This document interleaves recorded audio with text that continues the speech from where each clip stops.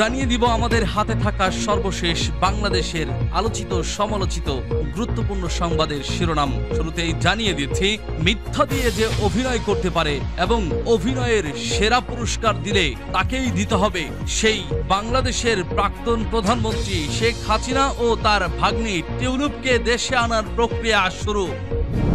এরপর জানিয়ে দিব, নারী বিষয়ক সংস্কার কমিশনের প্রস্তাবে রেগে আগুন আজহারী, অনতিবিলম্বে বিলুপ্তি দাবি।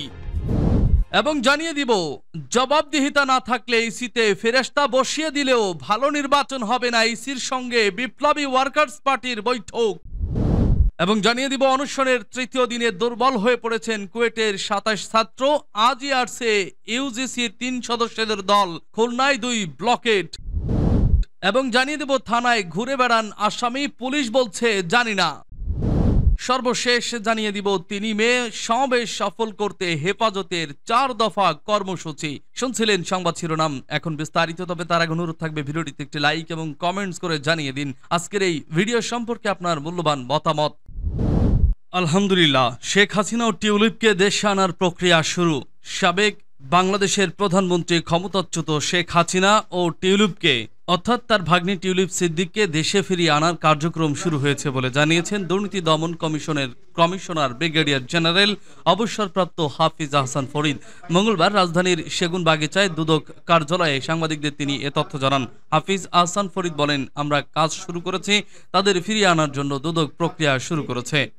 যুক্তরাজ্যের সাবেক মন্ত্রী টিউলিপ সিদ্দিককে দেশে ফেরত আনা প্রসঙ্গে প্রশ্ন করা হলে তিনি বলেন, আমরা এখান থেকে স্বরাষ্ট্র মন্ত্রণালয়ে নথি পাঠিয়েছি, যেটাকে mutual legal assistance request MLAR বলে। পররাষ্ট্র মন্ত্রণালয়ের মাধ্যমে তা বিদেশি দূতাবাসে যাবে, সেখান থেকে বাংলাদেশের অ্যাম্বাসিতে যাবে। সেই কাজ আমরা শুরু করেছি, তাদের ফিরিয়ে আনার জন্য দুদক প্রক্রিয়া শুরু করেছে। তিনি আরো বলেন, দেশে কিভাবে ফিরিয়ে আনা যায় এর আইনি প্রক্রিয়া সম্পর্কে আমি বলতে পারছি না। টিউলিপ সিদ্দিকের বিরুদ্ধে মামলা হয়েছে, বাংলাদেশের নাগরিক হিসেবে তাকে যেসব চিঠিপত্র দেওয়া হয়েছে তা তার বাংলাদেশি ঠিকানায় দেওয়া হয়েছে, তাকে বিদেশি নাগরিক হিসেবে বিবেচনা করছি না। মামলা যখন হয়ে গেল, তিনি বিদেশে অবস্থান করছেন, তাকে ফিরিয়ে আনার উদ্যোগ নেওয়া হবে। শেখ হাসিনাকে ফেরত আনতে রেড অ্যালার্ট জারি করা হয়েছে কিনা জানতে চাইলে হাফিজ আহসান ফরিদ বলেন, রেড অ্যালার্ট নিয়ে আমার কোনো ধারণা নেই, এটি এখনো কমিশনে আলোচিত হয়নি। এটি কবে আলোচিত হবে জানতে চাইলে তিনি বলেন, পরবর্তী কমিশন সভায় এই সপ্তাহে যদি না হয় আগামী সপ্তাহে হবে।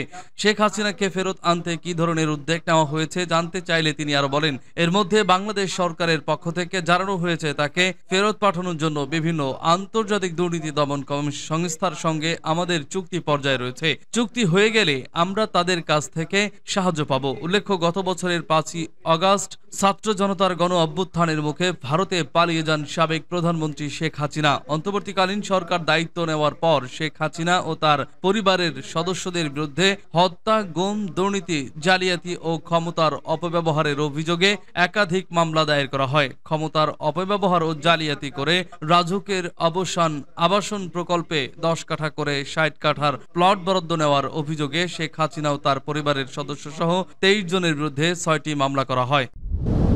নারী বিষয়ক সংস্কার কমিশনের প্রস্তাবে রেগে আগুন আজহারী, অনতিবিলম্বে বিলুপ্তি দাবি। নারী বিষয়ক সংস্কার কমিশনের প্রতিবেদনে জনতার ধর্মীয় মূল্যবোধের তোয়াক্কা করা হয়নি, আর সংখ্যাগরিষ্ঠ জনগণের ধর্মীয় মূল্যবোধের বিরোধিতার নাম সংস্কার নয় বলে মন্তব্য করেছেন জনপ্রিয় ইসলামী বক্তা মিজানুর রহমান আজহারী। অনতিবিলম্বে এই কমিশন বিলুপ্তির দাবি করেছেন তিনি। সম্প্রতি প্রধান উপদেষ্টার কাছে পূর্ণাঙ্গ প্রতিবেদন জমা দিয়েছে নারী বিষয়ক সংস্কার কমিশন। সেই প্রতিবেদনের বেশ কিছু প্রস্তাবনা নিয়ে সামাজিক যোগাযোগ মাধ্যমে বিতর্ক তৈরি হয়েছে। এবার এ নিয়ে সামাজিক যোগাযোগ মাধ্যম ফেসবুকে দীর্ঘ এক পোস্টে নিজের মতামত তুলে ধরলেন মিজানুর রহমান আজহারী। মিজানুর রহমান আজহারীর ফেসবুক পোস্টটি যুগান্তর পাঠকদের হুবহু তুলে ধরা হলো। নারী বিষয়ক সংস্কার কমিশনের পূর্ণাঙ্গ প্রতিবেদনটি জনপরিসরে প্রকাশিত না হলেও গণমাধ্যমে বেশ কিছু সুপারিশ উঠে এসেছে। দুঃখজনক ব্যাপার হলো, জনতার ধর্মীয় মূল্যবোধের মোটেও তোয়াক্কা করা হয়নি এই সংস্কার প্রস্তাবে। সংখ্যাগরিষ্ঠ জনগণের ধর্মীয় মূল্যবোধের বিরোধিতার নাম সংস্কার নয়। রাষ্ট্রীয় এমন গুরুত্বপূর্ণ সিদ্ধান্ত গ্রহণের ক্ষেত্রে অবশ্যই দেশের সংখ্যাগরিষ্ঠ মানুষের মূল্যবোধকে আমলে নিতে হবে। সুপারিশসমূহে অন্যান্য বিষয়ের সঙ্গে বিষয়ে তালাক, উত্তরাধিকার ও ভরণ পোষণের মতো ধর্মীয় নীতি অনুসরণকারী আইনগুলোর উপর আনা হয়েছে সংস্কার প্রস্তাবনা। মুসলিম, হিন্দু ও খ্রিস্টান ধর্মে স্বতন্ত্র পারিবারিক আইন বিদ্যমান থাকলেও প্রস্তাব এসেছে একটি অভিন্ন পারিবারিক আইন তৈরি করা। যুক্তি হিসেবে প্রতিবেদনে দাবি করা হয়, ধর্মভিত্তিক পারিবারিক আইনে নারীর প্রতি বৈষম্য বিদ্যমান। প্রতিটি ধর্মেই বিয়ে একটি গুরুত্বপূর্ণ অনুষঙ্গ। বিয়ের মাধ্যমে দুজন নারী পুরুষের মাঝে গড়ে ওঠে পবিত্র বন্ধন, তৈরি হয় যৌন সম্পর্কের বৈধতা। তবে সমাজ ও বাস্তবতা বিবর্জিত একটি বিশেষ শ্রেণী বৈবাহিক সম্পর্কের মাঝেও ধর্ষণের গন্ধ খুঁজে পান। তথাকথিত ব্যক্তি স্বাধীনতার নামে তারা স্বামী স্ত্রীর সহজাত খুনসুটিকে দেখানোর চেষ্টা করেন। বৈবাহিক ধর্ষণ হিসেবে মূলত আবহমান কাল ধরে চলে আসা এদেশের পারিবারিক কাঠামো ঐতিহ্যকে ভেঙে চুরমার করে ফেলাই এই শ্রেণীটির উদ্দেশ্য। এছাড়া তালাক, উত্তরাধিকার ও ভরণ পোষণের ক্ষেত্রে ইসলামের সুনির্দিষ্ট দিক নির্দেশনা রয়েছে। সেই দিক নির্দেশনা ও সেসবের কার্যকারিতা যে যাচাই করা হয়নি, ধর্মকে রাষ্ট্রের মুখোমুখি দাঁড় করানো ও নারী বৈষম্যের হাতিয়ার হিসেবে বিবেচনা করা থেকেই বিষয়টি স্পষ্ট প্রতীয়মান হয়। জবাবদিহিতা না থাকলে ইসিতে ফেরেশতা বসিয়ে ভালো নির্বাচন হবে না, ইসির সঙ্গে বিপ্লবী ওয়ার্কার্স পার্টির বৈঠক। বিপ্লবী ওয়ার্কার্স পার্টির সাধারণ সম্পাদক সাইফুল হক বলেছেন, ফেরেশতা বসিয়ে দিলেও নির্বাচন কমিশন ইসি কোনো ভালো নির্বাচন করতে পারবে না। ভালো নির্বাচন করতে ইসির জন্য জবাবদিহিতার বিধান থাকা দরকার। রাজধানীর আগারগাঁওয়ের নির্বাচন ভবনে মঙ্গলবার ইসির সঙ্গে বাংলাদেশের বিপ্লবী ওয়ার্কার্স পার্টির প্রতিনিধি দলের বৈঠক শেষে তিনি একথা বলেন। ওই বৈঠকে প্রধান নির্বাচন কমিশনার এএমএম নাসির উদ্দিন সহ অন্য নির্বাচন কমিশনাররা উপস্থিত ছিলেন। সাইফুল হক জানান, কমিশনের কাছে 31 দফা লিখিত সুপারিশ জমা দিয়েছেন তারা। তিনি বলেন, ইসি একটা খসড়া আচরণবিধি তৈরি করেছে, এখনো তা প্রকাশ করেনি। আমরা আচরণবিধির বিষয়ে বেশ কিছু মতামত দিয়েছি। আমরা বলেছি, একতরফাভাবেই ইসি আচরণবিধি চূড়ান্ত না করে রাজনৈতিক দলগুলোর সঙ্গে পরামর্শ করে বিচার বিবেচনা আমলে নিয়ে যদি এটা প্রণয়ন করেন, তাহলে এটার এক ধরনের গ্রহণযোগ্যতা আসবে, কার্যকর হবে। তিনি আরো বলেন, স্বাধীন ও সাংবিধানিক প্রতিষ্ঠান হিসেবে ইসি ক্ষমতার প্রয়োগ দেখতে চায়। সাংবিধানিক প্রতিষ্ঠান হিসেবে ইসির ক্ষমতা কিভাবে বাড়ানো যায় সেই পরামর্শ হাজির করেছি। একই সঙ্গে বলেছি, ইসিকে একটা জবাবদিহিতার মধ্যে আনা দরকার। ইসি ব্যত্যয় ঘটালে সুপ্রিম জুডিশিয়াল কাউন্সিলের মাধ্যমে আইনানুগভাবে তাদের বিষয়ে ব্যবস্থা নেওয়া যাবে, সেই বিধান আনা দরকার। ইসি ইতিমধ্যে ভোটার তালিকার কাজ শেষ করেছে বলে জানান সাইফুল হক। তিনি বলেন, আমরা জানতে পেরেছি ডিসেম্বরকে লক্ষ্য করে তারা প্রস্তুতি অব্যাহত রেখেছেন। আমরা বলেছি, রাজনৈতিক দল অন্তর্বর্তী সরকারের সঙ্গে পরামর্শ আলাপ আলোচনা করে অচিরেই নির্বাচন সম্পর্কে আপনারা সুনির্দিষ্ট রোডম্যাপ ঘোষণা করবেন। নির্বাচনের সূচি বা শিডিউল ইসিকে ঘোষণা করতে হবে। অনশনের তৃতীয় দিনে দুর্বল হয়ে পড়েছেন কুয়েটের 27 ছাত্র। আজ আসছে ইউজিসির 3 সদস্যদের দল খুলনায় 2 ব্লকের। আমরণ অনশন কর্মসূচির তৃতীয় দিনে শারীরিকভাবে দুর্বল হয়ে পড়েছেন খুলনা প্রকৌশল ও প্রযুক্তি বিশ্ববিদ্যালয়ের কুয়েট 27 জন ছাত্র। তবুও উপাচার্য অধ্যাপক ডক্টর মোহাম্মদ মাসুদের অপসারণ না হওয়া পর্যন্ত অনশন কর্মসূচি চালিয়ে যাওয়ার সিদ্ধান্তে অনড় রয়েছেন তারা। এদিকে অদ্ভুত পরিস্থিতিতে বিশ্ববিদ্যালয় মঞ্জুরি কমিশনের ইউজিসি গঠন করা কমিটির 3 সদস্যদের দল আজ বুধবার কুয়েটে আসার কথা রয়েছে। স্টুডেন্ট ওয়েলফেয়ার সেন্টারের সামনে গিয়ে দেখা যায়, তোশকের উপর শুয়ে বসে অনশন কর্মসূচি চালিয়ে যাচ্ছেন 27 জন শিক্ষার্থী। তাদের 3 পাশে রয়েছে 10 থেকে 12টি স্ট্যান্ড ফ্যান।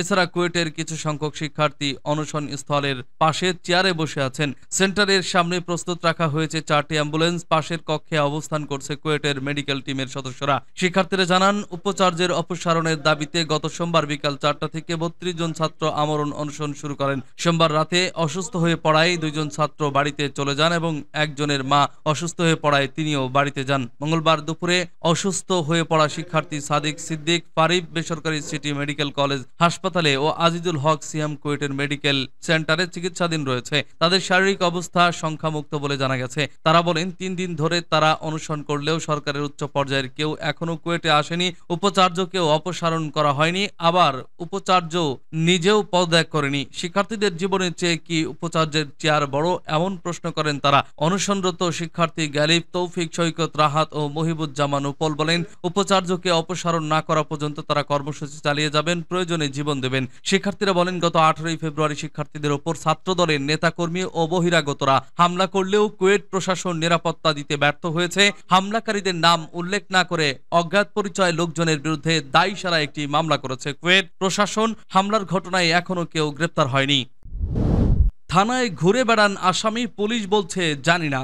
সিলেটে বিস্ফোরক মামলার আসামি হয়েও থানার ভিতরে প্রকাশ্যে ঘুরে বেড়াচ্ছেন তিনি। পুলিশ সদস্যদের সঙ্গে কখনো মিলিত হচ্ছেন চা চক্রে, তারপরও তিনি অধরা। এম এ রশিদ ওরফে আব্দুর রশিদ সিলেটের বিয়ানীবাজার উপজেলার শেওলা ইউনিয়নের চারাবাই এলাকার বাসিন্দা। মামলার এজাহার সূত্রে জানা গেছে তিনি সিলেট জেলা যুবলীগ নেতা।